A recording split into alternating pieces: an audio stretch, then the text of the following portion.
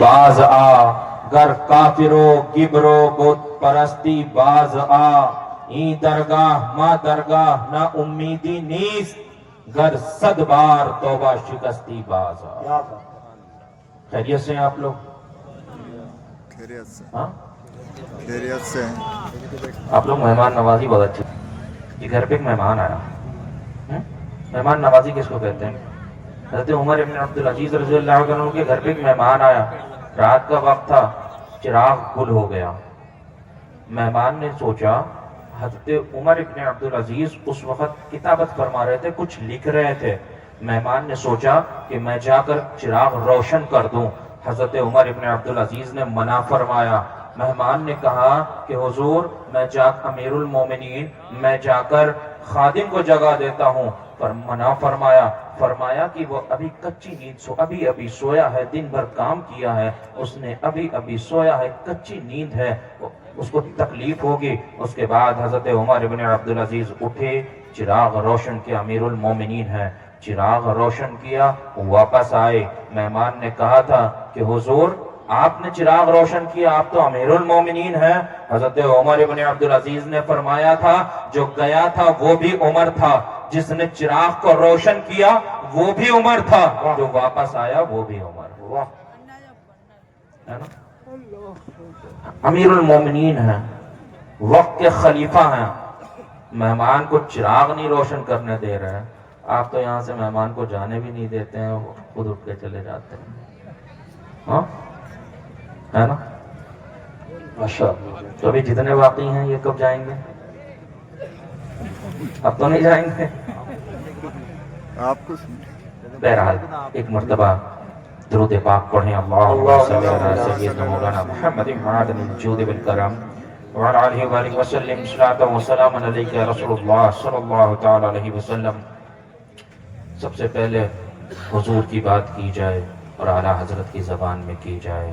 ہمارے اعلیٰ حضرت فرماتے ہیں زمین و زماں تمہارے لیے, زمین و زماں تمہارے لیے, مکین و مکان تمہارے لیے, چنین و چنا تمہارے لیے, بنے دو جہاں تمہارے لیے.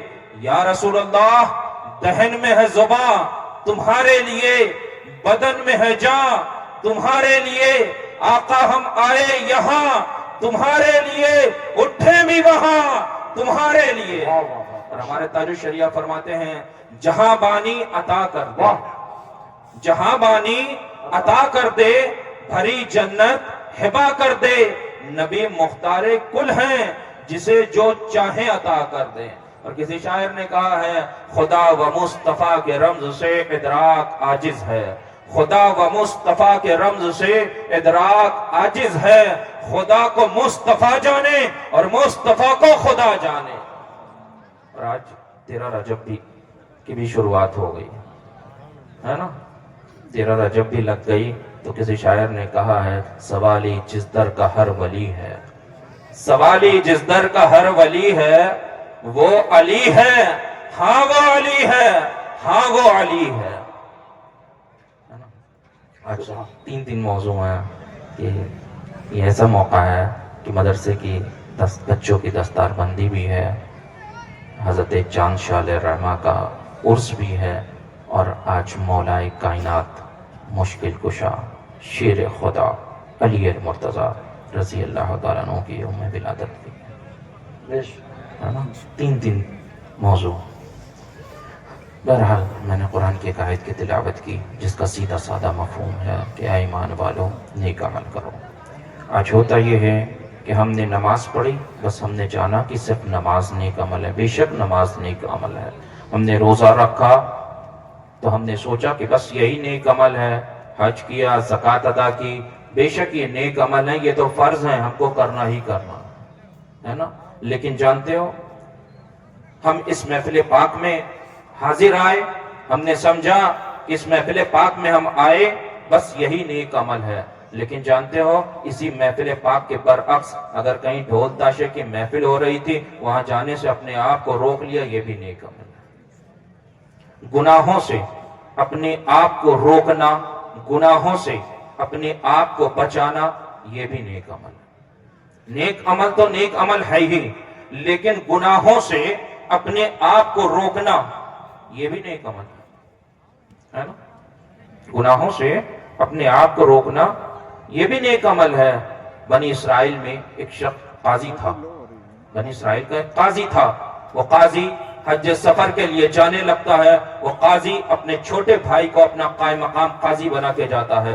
جب وہ قاضی حج سفر کے لیے روانہ ہو جاتا ہے تو اس کا چھوٹا بھائی جو قائم مقام قاضی ہوتا ہے، اس کی نظر اپنے بڑے بھائی کی بیوی پہ پڑتی ہے۔ اپنے بڑے بھائی کی بیوی کے حسن جمال کو دیکھتا ہے، اس سے اپنی نفسیاتی خواہش کو ظاہر کرتا ہے۔ وہ عورت کہتی ہے، اے میرے دیور اللہ سے ڈر، اے میرے دیور اللہ سے ڈر۔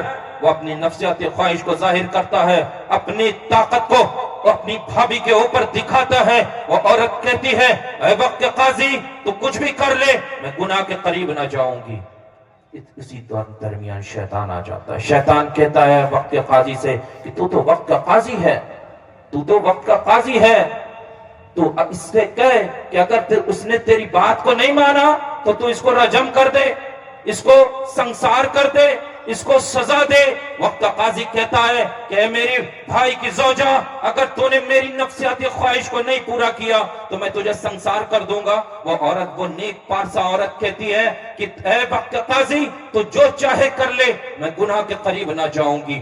بہرحال وقت قاضی اسے سنسار کر دیتا ہے۔ دو لوگ اس کے خلاف جھوٹی گواہی پیش کرتے ہیں، لوگ اس کو سنسار کر کے واپس چلے آتے ہیں۔ اسی راستے سے ایک ساروان گزرتا ہے، ساروان عورت کے کرہانے کی آواز سنتا ہے، ساروان عورت کے قریب جاتا ہے، دیکھتا ہے لہو لہان ایک عورت پڑی ہوئی ہے۔ ساروان اسے اٹھا کے اپنے گھر لے کر جاتا ہے، ساروان اس کی مرہم پٹی کرتا ہے۔ کچھ ہی مدت کے درمیان میں اس کے زخم بھرنے لگتے ہیں، لیکن اسی مدت میں ساروان اس نیک پارسا خاتون سے الفت کر بیٹھتا ہے، محبت کر بیٹھتا ہے۔ ساروان کے خاندان کا ایک نوجوان ساروان کے گھر پہ آتا ہے، ساروان کے گھر پہ وہ نوجوان آتا ہے، اس کی نظر اس حسین و جمیل عورت پہ پڑتی ہے، اس عورت سے الفت کر بیٹھتا ہے، محبت کر بیٹھتا ہے۔ ایک روز وہ نوجوان اپنی نفسیاتی خواہش اس عورت کے سامنے ظاہر کرتا ہے۔ وہ عورت ایک جواب دیتی ہے کہ اے نوجوان اللہ سے ڈر، اے نوجوان اللہ سے ڈر۔ وہ نوجوان ناراض ہو جاتا ہے، گھر جاتا ہے، رات کو پھر آتا ہے، اپنی یقین میں ایک قتل کرتا ہے۔ صبح ہوتی ہے، ساروان کی بیوی شور مچاتی ہے، ساروان کی بیوی اس مدت میں سمجھ چکی ہوتی ہے، بیوی ہے سمجھ چکی ہوتی ہے کہ میرا شوہر اس عورت کی الفت میں گرفتار ہو چکا ہے۔ ساروان کی بیوی اس نیک پارسا خاتون پہ اس قتل کا الزام لگاتی ہے۔ ساروان جان لیتا ہے، وہ ساروان اس نیک پارسا خاتون کو قریب بلاتا ہے، بلانے کے بعد اسے چند اشرفیاں دیتا ہے، اشرفیاں دے کر کہتا ہے اے نیک پارسا خاتون تو یہاں سے چلی جا۔ وہ نیک پارسا خاتون وہاں سے چلی جاتی ہے۔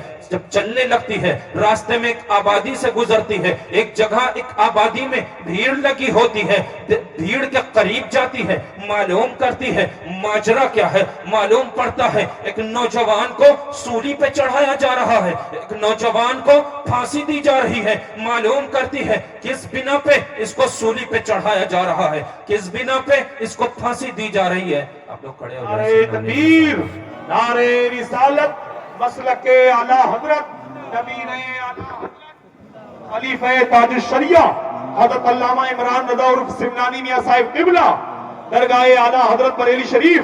نعرہ تکبیر، نعرہ تکبیر، نعرہ رسالت، نعرہ رسالت، نعرہ رسالت، مسلک اعلی حضرت، مسلک اعلی حضرت، نعرہ تکبیر، نعرہ رسالت، سمنانی میاں حضور صاحب قبلہ، مسلک اعلی حضرت، مسلک اعلی حضرت، نعرہ تکبیر۔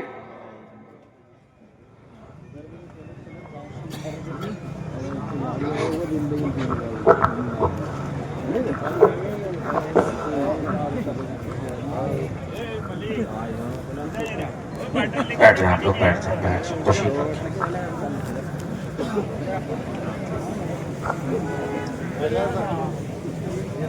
ایک مرتبہ درود پاک پڑھنے اللہم صلی علی سیدنا محمد معدن الجود والکرم وعلی آلہ وبارک وسلم صلاۃ و سلام علیک یا رسول اللہ صلی اللہ تعالی علیہ وسلم. انہیں ایک پارسا خاتون اس کے ساربان کے گھر سے نکل جاتی ہے, ایک آبادی میں پہنچتی ہے, دیکھتے ایک آبادی میں بھیڑ لگی ہوئی ہے, بھیڑ کے قریب جاتی ہے, معلوم کرتی ہے ماجرا کیا ہے. معلوم پڑتا ہے ایک نوجوان کو پھانسی دی جا رہی ہے. پوچھتی ہے پھانسی, اس کو پھانسی کیوں دی جا رہی, اس کو سولی پہ کیوں چڑھایا جا رہا. معلوم پڑتا ہے کہ یہ نوجوان دین سے محبت کرتا تھا, دین سے محبت کرنے کے بنا پہ اس کو سولی پہ چڑھایا جا رہا ہے. عورت کہتی ہے, اور نیک پارسا خاتون کہتی ہے کہ میرے پاس چند اشرفیاں ہیں, یہ اشرفیاں مجھ سے لے لو, اس نوجوان کی گردن کو چھوڑ دو, اس نوجوان کو آزادی دے دو. وہ لوگ اشرفیاں لے لیتے ہیں, نوجوان کو رہا کر دیا جاتا ہے, نوجوان کو آزادی دے دی جاتی ہے. نوجوان عورت کے قریب آتا ہے, عورت سے کہتا ہے اے نیک پارسا خاتون, تو نے میرے اوپر احسان کیا ہے, مجھے اپنا خادم بنا لے, مجھے اپنے ہمراہ لے لے. اور نیک پارسا خاتون اس نوجوان کو اپنے ہمراہ لیتی ہے, چلنا شروع کرتی ہے. چلتے چلتے یہ دونوں سمندر کے کنارے پہنچتے ہیں. سمندر کے کنارے پہ جب وہ نوجوان وہ عورت پہنچتی ہے تو شیطان نوجوان کو بہکاتا ہے. اب وہ نوجوان عورت کے سامنے اپنی نفسیاتی خواہش کو ظاہر کرتا ہے. جب نفسیاتی خواہش کو ظاہر کرتا ہے, وہ نیک پارسا خاتون اس نوجوان سے کہتی ہے اے نوجوان اللہ سے ڈر, اے نوجوان اللہ سے ڈر.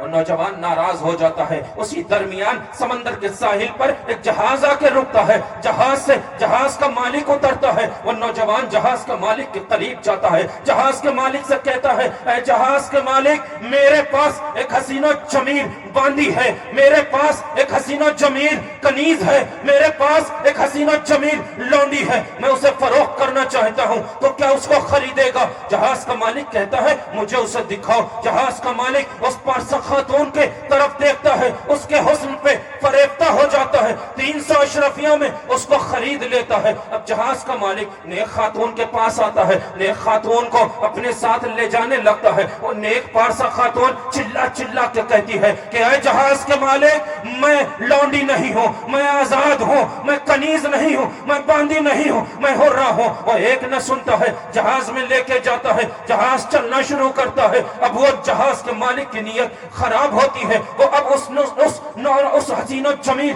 نیک پارسا خاتون کی عصمت دری کرنا چاہتا ہے, وہ اس کی عزت پہ حملہ کرنا چاہتا ہے. وہ عورت سے اپنی نفسیاتی خواہش کو ظاہر کرتا ہے. وہ نیک پارسا خاتون اس جہاز کے مالک سے کہتی ہے اے جہاز کے مالک اللہ سے ڈر, جہاز کے مالک اللہ سے ڈر.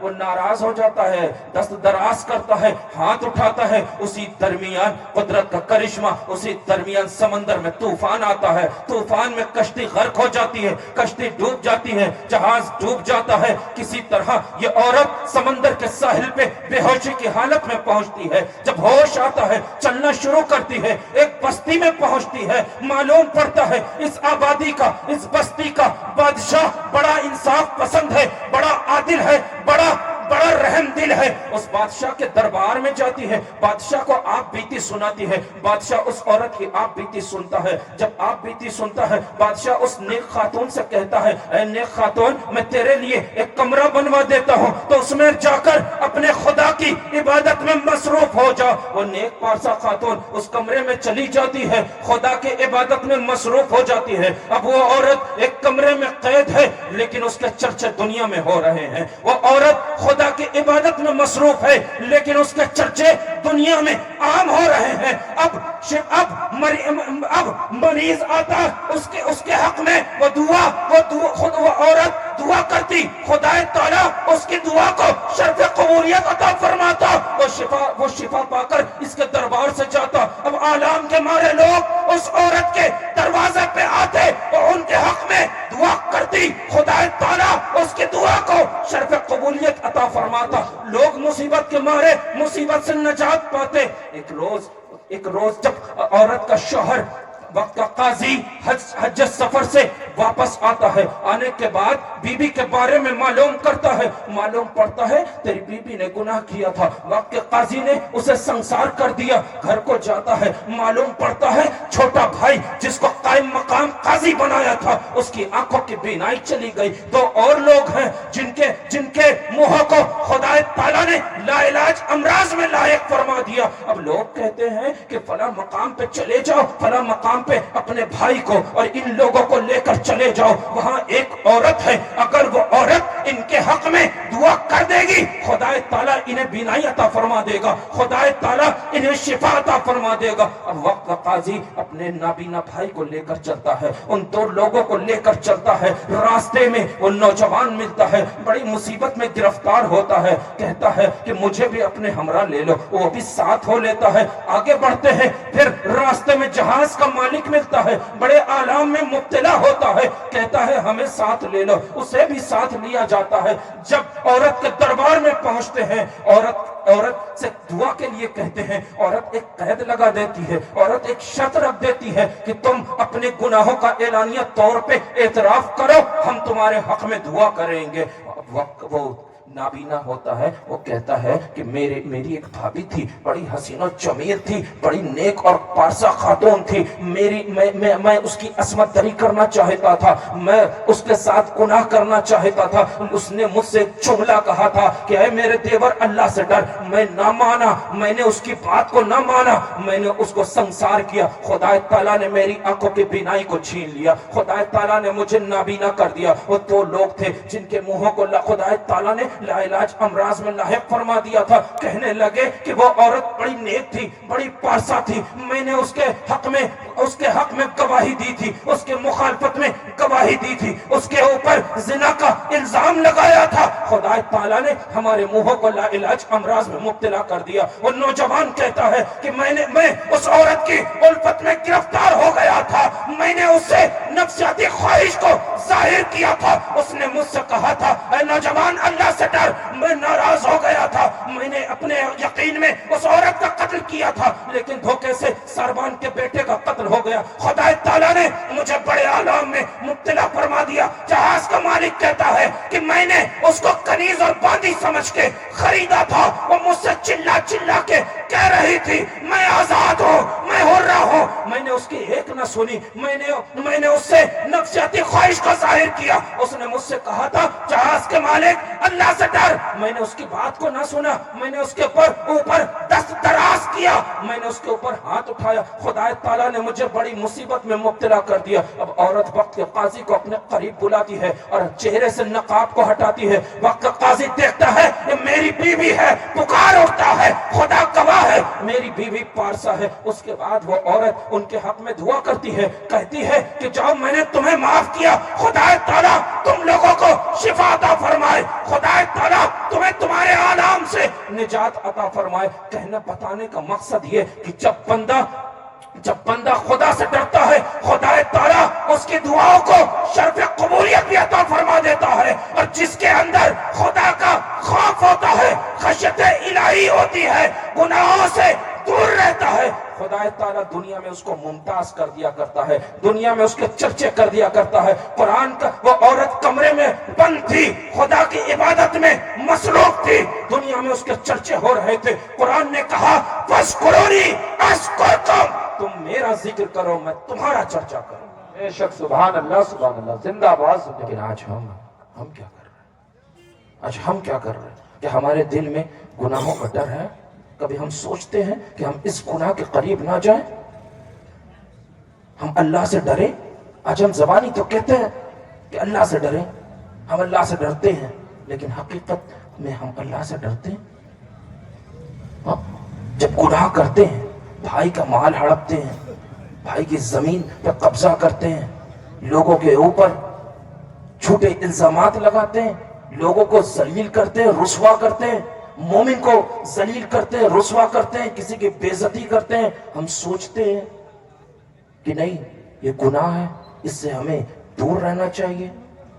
اس وقت کیا ہم ڈرتے ہیں؟ آپ جانتے ہیں ایک عورت تھی، بڑی نیک پارسا خاتون تھی، ایک روز اس کے دروازے پہ ایک بھکاری آیا، وہ اس کو بھیک دینے لگی، اس کے شوہر نے اس کو دیکھ لیا، اس کے شوہر نے اس کو قسم دی کہ آج کے بعد تو کسی بھکاری کو بھیک نہیں دے گی، تو راہ خدا میں خرچ نہیں کرے گی۔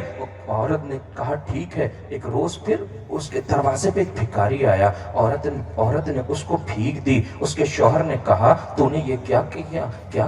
کہا میں نے اللہ کی رضا کے لیے کیا ہے۔ اس کے شوہر نے کہا، اس کو قسم یاد دلائی اور پھر کہا اگر تو نے یہ اللہ کی رضا کے لیے کیا ہے تو پھر اپنے رب کی رضا کے لیے آگ میں کود جا۔ وہ عورت گئی اور سجنے سورنے لگی، وہ عورت گئی سجنے سورنے لگی۔ اس کا شوہر بڑی حیرت سے دیکھتا ہے اور پوچھتا ہے تو یہ کیا کر رہی ہے؟ وہ کہتی ہے محب جب اپنے محبوب سے ملنے جاتا ہے تو اپنی اوسط بھر تیار ہو کے جایا کرتا ہے۔ محب اپنے محبوب سے جب ملنے جاتا ہے نا تو تیار ہو کے جایا کرتا ہے، زیب و زینت کر کے جایا کرتا ہے۔ آج ہمارے کیا حال ہے؟ وہ آگ میں کودنے جا رہی تھی، تیار ہو رہی تھی، زیب و زینت کر رہی تھی، اپنی اوسط بھر زیب و زینت کر رہی تھی۔ آج ہمارے کیا حالات ہیں؟ ہم بھی تو مسجد میں اپنے پروردگار سے ملاقات کے لیے جاتے ہیں، جیسے اٹھتے ہیں چل دیتے ہیں۔ ایک آستین کہیں جا رہی ہے، چہرے سے پانی مسجد کے فرش پہ ٹپک رہا ہے، وضو کیا، صحیح سے وضو بھی نہیں ہے ہمارا، ہم مسجد میں اپنے رب سے، اپنے پروردگار سے ملاقات کے لیے جا رہے ہیں۔ ہمارے حلیہ کیسی ہے؟ بال بکھرے ہوئے ہیں۔ ہاں؟ وہ عورت تو آگ میں کودنے جا رہی تھی۔ آج ہم کسی دنیاوی آدمی سے ملاقات کے لیے جاتے ہیں نا، کسی بڑے لوگوں سے ملاقات کے لیے جاتے ہیں نا، تو ہمارے آستین کے بٹن بھی بند ہوتے ہیں، ہمارا کالر بٹن بھی بند ہوتا ہے۔ لیکن جب مسجد میں جاتے ہیں نا تو ہماری ایک آستین اونچی ہے، ایک آستین نیچی ہے نا، ہمارے بال بکھرے ہوئے، لگتا ہی نہیں ہے کہ ہم مسجد میں جا رہے ہیں، اپنے پروردگار سے ملاقات کے لیے جا رہے ہیں۔ وہ عورت تو آگ میں کودنے جا رہی تھی، اس کے لیے تیار ہو رہی تھی۔ اس عورت نے نہ جملہ کا نا، جب محب اپنے محبوب سے ملاقات کے لیے جاتا ہے تو تیار ہو کے جاتا ہے۔ اس کے بعد وہ تندور میں کود گئی، اس کے شوہر نے تندور کے اوپر ڈھکن لگا دیا۔ 3 روز کے بعد تندور سے ڈھکن کو ہٹایا تو دیکھتا کیا ہے کہ وہ عورت آگ پہ بیٹھ کے مسکرا رہی ہے۔ ایسے ہی موقع پہ حضرت بایزید بسطامی نے کہا تھا عارف آگ کے لیے عذاب ہے اور جاہل کے لیے آگ عذاب ہے۔ اگر جہنم بایزید کو دیکھ لے تو جہنم سرد پڑ جائے۔ بایزید بسطامی نے فرمایا تھا عارف آگ کے لیے عذاب ہے، عارف آگ کے لیے عذاب ہے اور جاہل کے لیے آگ عذاب ہے نا؟ آج ہم کہاں؟ ہمارے لیے کیا عذاب ہے؟ ہم آگ کے لیے عذاب ہیں یا آگ ہی ہمارے لیے عذاب ہے؟ آپ جانتے ہیں کہ ایک بزرگ تھے، وہ دیکھتے ہیں کہ ایک لوہار ہے، وہ لوہار گرم لوہے کو، بالکل لال تپتے ہوئے لوہے کو ہاتھ سے پکڑتا ہے، اس کو جلتا نہیں ہے۔ وہ بزرگ اس نوجوان سے، اس لوہار سے سوال کرتے ہیں کہ اے لوہار ذرا یہ تو بتا، بشریت کا تقاضا ہے کہ جب بشر آگ کو چھوتا ہے تو جل جاتا ہے، اس کے ہاتھ میں چھالے پڑ جایا کرتے ہیں، لیکن تو چھوتا ہے جلتا نہیں ہے، وجہ کیا ہے؟ وہ لوہار کہتا ہے کہ ایک مرتبہ قحط پڑا نا، تو میرے دروازے پہ میرے پڑوس کی ایک نوجوان عورت آئی، اس نے مجھ سے کھانا مانگا، میں نے اس سے اپنی نفسیاتی خواہش کو ظاہر کیا۔ اس عورت نے کہا کہ میں بھوکی رہ لوں گی لیکن میں گناہ کے قریب نہ جاؤں گی۔ کئی روز مسلسل وہ میرے دروازے پہ آتی رہی، میں اس سے اپنی نفسیاتی خواہش کو ظاہر کرتا رہا، وہ واپس جاتی رہی، وہ کہتی رہی کہ میں بھوکی مر جاؤں گی لیکن گناہ کے قریب نہ جاؤں گی۔ ایک روز وہ عورت میرے دروازے پہ آئی، میں نے اس کے سامنے کھانا دے دیا، کھانا رکھ دیا۔ اس عورت نے کہا کہ اے نوجوان، اگر تو اپنی نفسیاتی خواہش کے لیے مجھے یہ کھانا دے رہا ہے تو میں بھوکی مر جاؤں گی لیکن گناہ کے قریب نہ جاؤں گی۔ اس نے کہا کہ نہیں، میں تجھے خدا کی رضا کے لیے دے رہا ہوں۔ اس عورت نے فوراً اپنے ہاتھوں کو رب کی بارگاہ میں اٹھایا، اٹھانے کے بعد دعا کرتی ہے کہ پروردگار عالم، اگر یہ نوجوان اپنی بات میں سچا ہے تو اے پروردگار عالم، اسے دنیا اور آخرت کی آگ سے محفوظ فرما دے۔ وہ نوجوان کہتا ہے ان بزرگ سے کہ اے بزرگ، جس روز سے اس عورت نے میرے لیے رب کی بارگاہ میں اپنے ہاتھوں کو اٹھا کے دعا کی تھی کہ پروردگار عالم اس نوجوان کو دنیا دنیا اور آخرت کی آگ سے محفوظ فرما دے، اس دن سے میں دنیا کی آگ سے محفوظ ہو گیا اور انشاءاللہ امید ہے کہ آخرت کی بھی آگ سے محفوظ ہو جاؤں۔ بے شک سبحان اللہ سبحان اللہ۔ ہے نا؟ جب بندہ گناہوں سے ڈرتا ہے، جب بندہ اللہ کی رضا کے لیے کام کرتا ہے، تو اگر اس کے لیے حق میں دعا کر دی جاتی ہے تو وہ دنیا اور آخرت کے آگ سے محفوظ ہو جایا کرتا ہے۔ وہ آگ کو چھوتا ہے تو جلتا نہیں ہے۔ آپ جانتے ہیں عرس کا موقع ہے، حضرت مخدوم بہاری علیہ الرحمہ اپنی کتاب میں معدن المانی میں ایک واقعہ تحریر فرماتے ہیں۔ معلوم ہے کیا فرماتے ہیں؟ سوچ غور کرنے والی بات ہے۔ آپ فرماتے ہیں کہ جب بندہ مومن انتقال کر جاتا ہے تو جو کرامن کاتبین ہیں نا، دونوں کندھوں پہ فرشتے ہیں نا، یہ فرشتے رب کی بارگاہ میں عرض کرتے ہیں کہ اے پروردگار عالم، یہ تو اپنی سزا اور جزا کو پہنچ گیا، اے پروردگار عالم تو مجھے حکم دے، میں بھی آسمان پہ آ کر تیرے فرشتوں کے درمیان بیٹھ کر تیری تسبیح و تحلیل بیان فرماؤں۔ خدا تعالیٰ منع فرماتا ہے کہ مجھے تمہاری تسبیح و تحلیل کی کوئی حاجت نہیں، کوئی ضرورت نہیں۔ وہ فرشتے پوچھتے ہیں اے پروردگار عالم میرے لیے کیا حکم ہے؟ جانتے ہیں وہ میرا رب کیا ارشاد فرماتا ہے؟ میرا رب ارشاد فرماتا ہے اے فرشتوں تم میرے اسی بندے مومن کی قبر پر بیٹھ کر میری تسبیح و تحلیل بیان کرو، تمہارا تسبیح و تحلیل بیان کرنا اس کے نامہ اعمال میں لکھا جائے۔ جب بندہ مومن ہوتا ہے تو فرشتے اس کی قبر کے مجاور بن جایا کرتے ہیں۔ جب بندہ مومن ہوتا ہے تو فرشتے اس کے قبر کے مجاور بن جایا کرتے ہیں۔ اس سید صاحب قبلہ موت کے تعلق سے بیان فرما رہے تھے۔ آپ جانتے ہیں ایک مرتبہ حضرت عیسیٰ روح اللہ ایک مقام سے گزرے تو دیکھا کہ ایک موٹا تازہ ایک شخص اونٹ چرا رہا تھا۔ ایک موٹا تازہ اونٹ دوسرے اونٹوں کو کاٹ رہا تھا، دوسرے اونٹوں کو پریشان کر رہا تھا۔ آج ہوتا ہے نا ہمارے علاقے میں اگر کوئی پیسے والا ہے تو وہ دوسروں کو جو دبے لچے لوگ ہوتے ہیں انہیں بہت پریشان کرتا ہے۔ ایسے ہی وہ اونٹ دوسرے اونٹوں کو، کمزور اونٹوں کو کاٹ رہا تھا۔ حضرت عیسیٰ علیہ السلام نے اس اونٹ کا کان پکڑا اور اس کے اونٹ کے کان میں معلوم ہے کیا کہا کہ اے اونٹ تجھے بھی موت آنا ہے، تجھے بھی موت آنا ہے۔ حضرت عیسیٰ علیہ السلام چلے گئے۔ کچھ وقت کے بعد پھر آپ کا گزر ہوا، دیکھا کہ تمام اونٹ چل رہے، ایک اونٹ لاغر ہے کھڑا ہوا ہے کنارے۔ حضرت عیسیٰ علیہ السلام نے اونٹ کے مالک سے پوچھا اے اونٹ کے مالک یہ اونٹ اتنا لاغر کیوں ہے؟ کہنے لگا اے حضرت روح اللہ، ایک روز آپ نے اس کے کان میں کہا تھا کہ تجھے بھی موت آنا ہے، اس دن سے اس نے کھانا پینا چھوڑ دیا ہے اور یہ اسی طرح کھڑا رہتا لاغر ہو گیا۔ جب جانور کو معلوم پڑ گیا نا کہ موت آنی ہے، موت کے بارے میں جانور کو معلوم پڑ گیا تو جانور نے کھانا پینا چھوڑ دیا۔ میرے آقا مصطفیٰ جان رحمت ارشاد فرماتے ہیں اگر جانور کو معلوم پڑ جائے کہ موت آنی ہے، موت کے بارے میں بھی جانور کو بھی معلوم پڑ جائے نا تو تم کو یہ تر و تازہ جانور نہیں ملے، تمہیں فربا جانور کھانے کو نہیں ملے، تمہارے ہاتھ نہیں لگے، ہے نا؟ تو بہرحال یہ عرس کا موقع ہے، ہمیں تو چاہیے کہ ہم جتنے بھی نیک عمل کر سکتے ہیں نیک عمل کریں اور خدا کا خوف اپنے دل میں پیدا کریں، گناہوں سے دور رہیں، گناہوں سے بچتے رہیں، اپنے آپ کو ہم گناہوں سے بچا لیں گے تو یہاں بھی کامیاب ہو جائیں گے اور وہاں بھی کامیاب ہو جائیں گے، ہے نا؟ یہاں بھی کامیاب ہو جائیں گے وہاں بھی کامیاب ہو جائیں گے۔ حضرت انس بن مالک رضی اللہ عنہ کے تلمیذہ ہیں حضرت محمد فرماتے ہیں ایک روز شیطان نے رب کی بارگاہ میں عرض کیا پروردگار عالم ذرا سوچیں کہ ہمارے جو کام ہے نا وہ کس کے والے ہیں، سوچیں ہم۔ فرماتے ہیں کہ شیطان نے ایک دن رب کی بارگاہ میں عرض کیا کہ پروردگار عالم تو نے بنی آدم کے لیے عبادت خانے بنائے، گھر بنائے، عبادت خانے بنائے، اے پروردگار میرا گھر کیا کہاں ہے؟ رب ارشاد فرماتا ہے شیطان تیرا گھر حمام ہے۔ پھر شیطان کہتا ہے کہ پروردگار عالم تو نے انسان کے لیے مجلس بنائی، تو نے انسان کے لیے مجلس بنائی، اے پروردگار میری مجلس کیا ہے؟ رب ارشاد فرماتا ہے شیطان تیری مجلس بازار ہے۔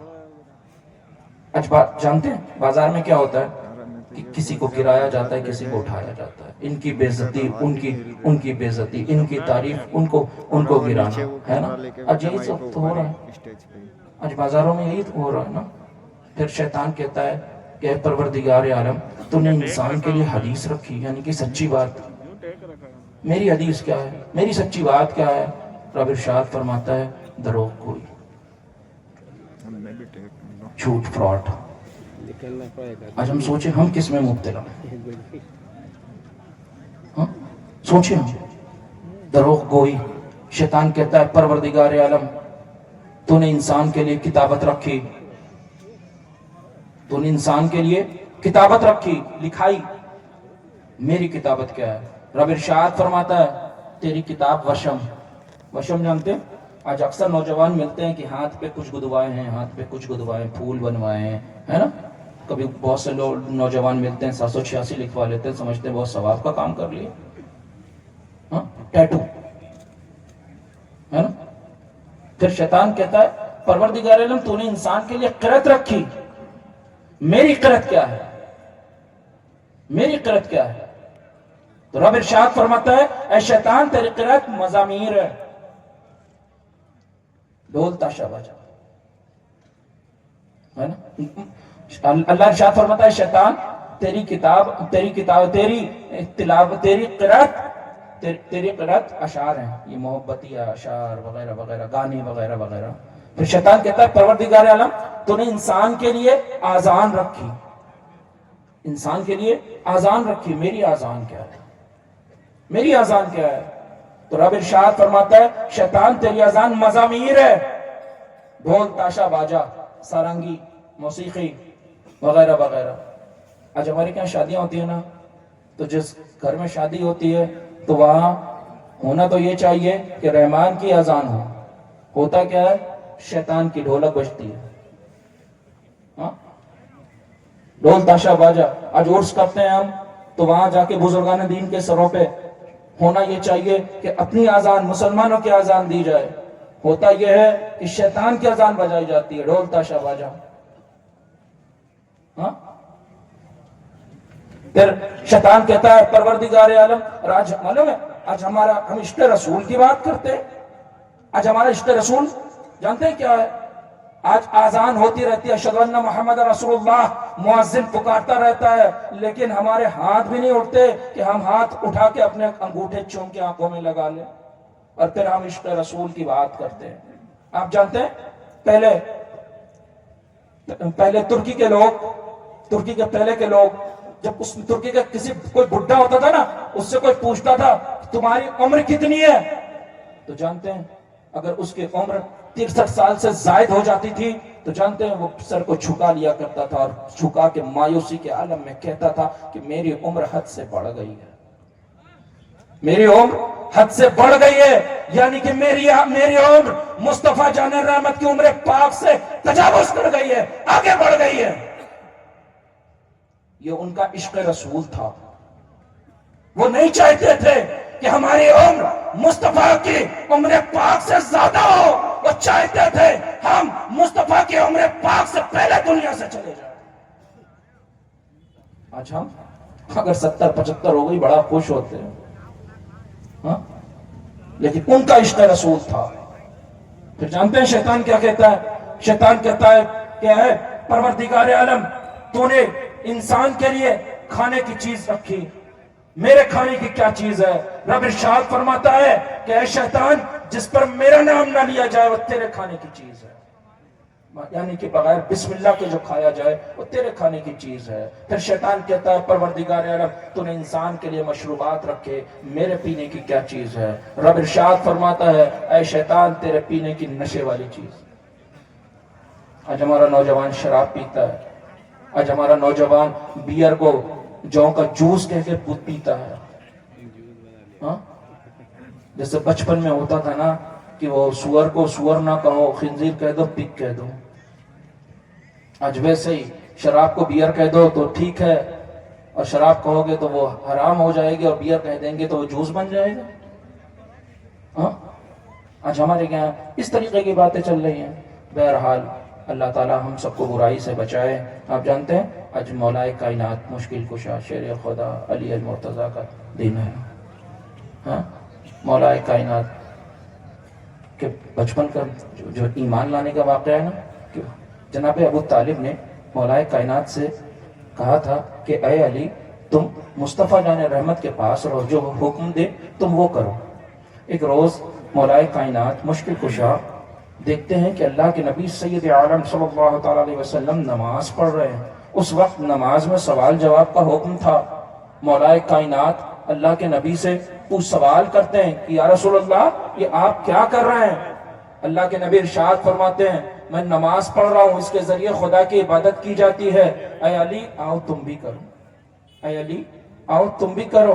मौलाए कायनात सोचने लगते हैं कि मैं अपने वालिद जनाब अबू तालिब से तो पूछ लूं।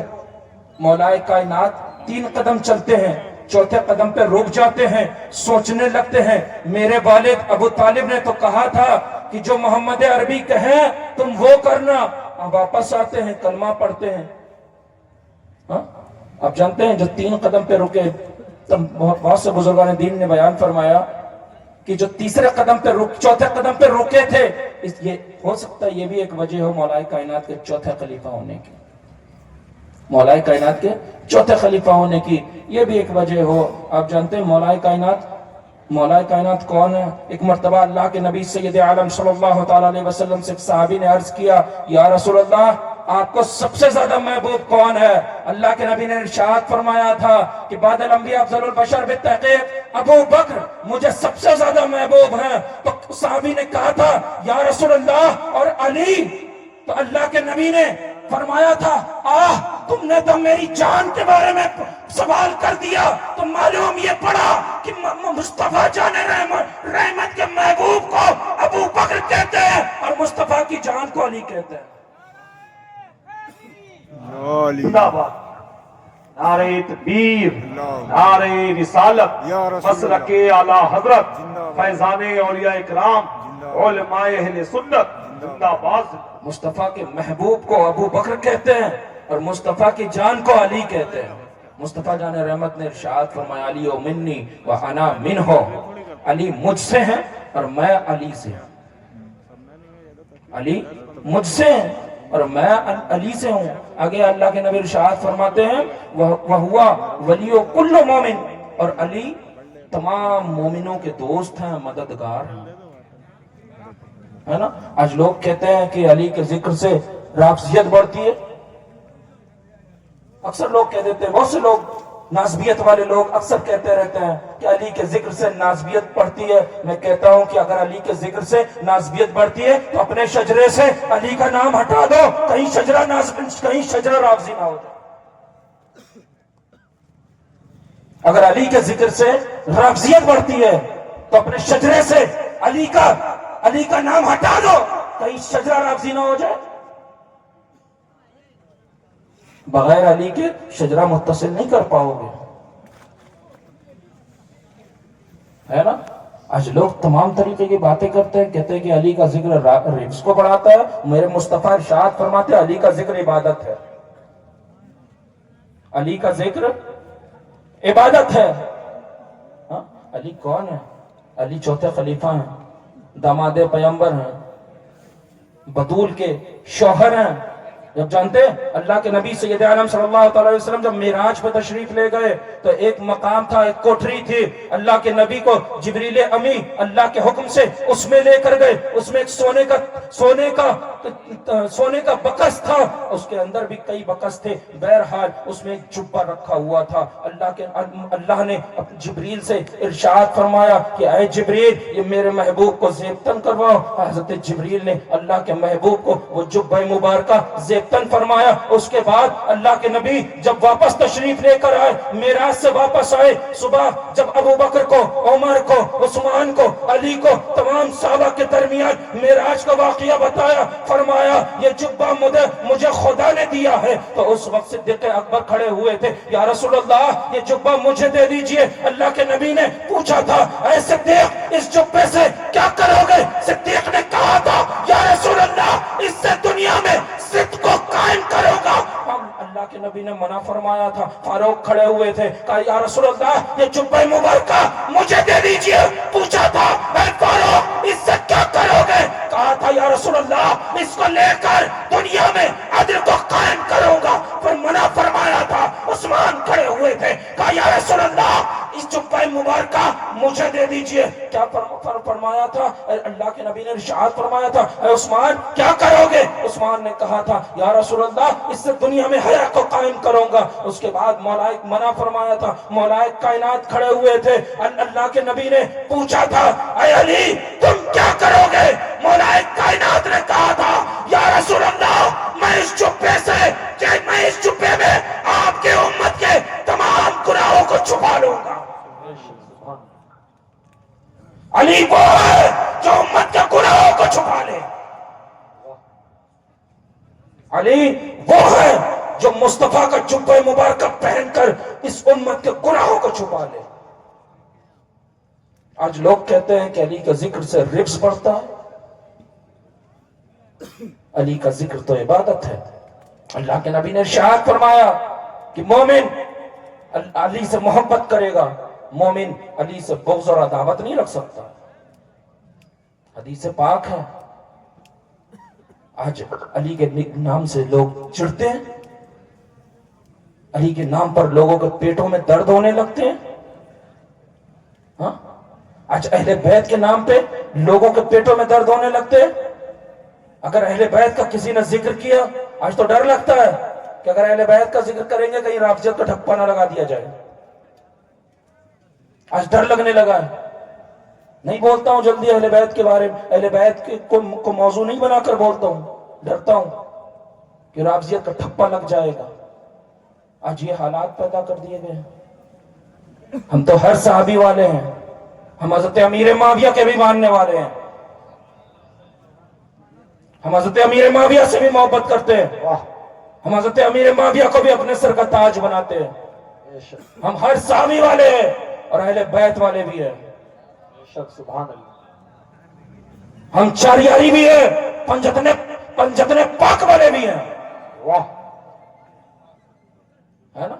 लेकिन आज डर लगता है कि कहीं अली का जिक्र किया तो राफजियत का ठप्पा ना लग जाए। लोग कहते हैं अली के जिक्र से राफजियत बढ़ रही। मैं एक बात कहूंगा कि हाँ, राफजियत जोहलों में बढ़ रही है और नासबियत पढ़े लिखों में बढ़ रही है।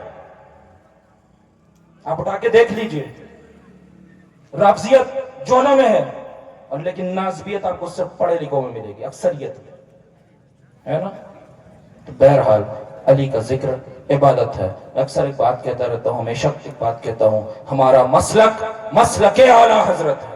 वाह, हमारा मसलक आला हजरत है। अगर जमीन और आसमान एक हो जाए मगर हमारे हाथ से मसलक आला हजरत का दामन ना छूटने, है ना? अक्सर एक बात और भी कहता हूं, क्या मसलक आला हजरत तो आले मोहम्मद का नारा है। मसलक आला हजरत तो आले मोहम्मद का नारा है। बस यही मसलक हमारा है। अगर इसको यूं कह लिया जाए कि मसलक आला हजरत तो आले मोहम्मद का नारा है, ये मसलक, यही मसलक, बस यही मसलक हमारा है। हमें जान से प्यारा है, ये भी कहा जा सकता है, बस यही मसलक हमें जान से प्यारा है। आप जानते हैं मसलक आला हजरत ये भी है कि सिद्दीक का पहला नंबर, वाह, फारूक का दूसरा नंबर, उस्मान का तीसरा नंबर, अली का चौथा नंबर। और हम हर साहबी से मोहब्बत करेंगे, हर साहबी की अजमत को अपने दिल में रखेंगे। हजरत अमीर माविया से भी मोहब्बत करेंगे, हजरत अमीर माविया को भी अपने सर का ताज बनाएंगे और नारे हैदरी का नारा लगाते जाएंगे। नारे हैदरी, नारे हैदरी, नारे हैदरी। माशाअल्लाह रब्बी मिन कुल्लि ज़ंबि व अतूबु इलैह व मा अलैना इल्ला अल्लाह अकबर या रसूल अल्लाह। माशाअल्लाह। दस्तारबंदी होगी।